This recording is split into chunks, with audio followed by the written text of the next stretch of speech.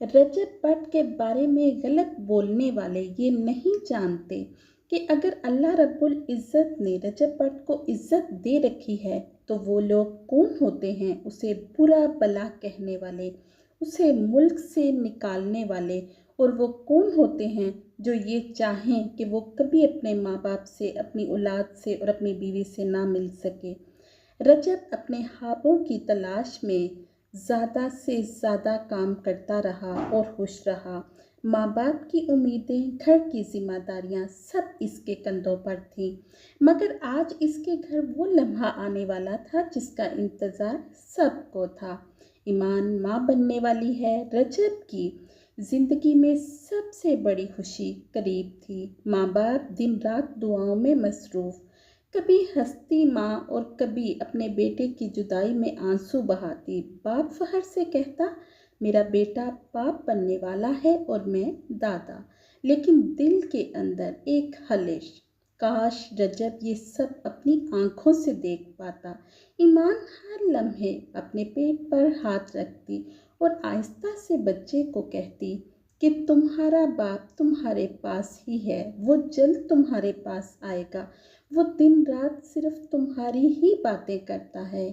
ईमान जब भी रजब को फ़ोन करती वो सिर्फ और सिर्फ अपने बच्चे को ही डिस्कस करते कि वो दुनिया में आएगा तो वो लोग क्या करेंगे, उसके लिए क्या कुछ प्लान किया। फिर वो घड़ी आ पहुंची जब नन्ही सी जान दुनिया में कदम रखने के लिए तैयार थी। पूरा घर खुशियों से गूंज उठा। माँ की आंखों में खुशी के आंसू, बाप के लबों पर शुक्र के कलमात।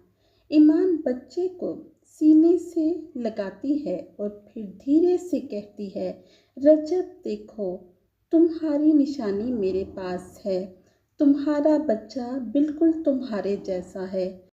जिंदगी के सफ़र में कुछ लम्हे ऐसे होते हैं जो इंसान के दिल को हमेशा के लिए खुशी से भर देते हैं। आज का दिन भी ऐसा ही है। देखिए, सभी भंगड़े डाल रहे हैं।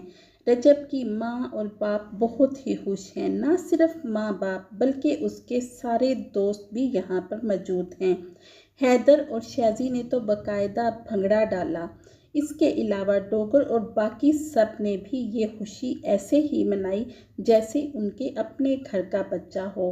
चूँकि रजब उन सब से बड़ा है और वो उसका एहतराम करते हैं, लेकिन ये खुशी ऐसी है कि वो रजब की भी नहीं सुन रहे, भंगड़े पे भंगड़ा डाल रहे हैं।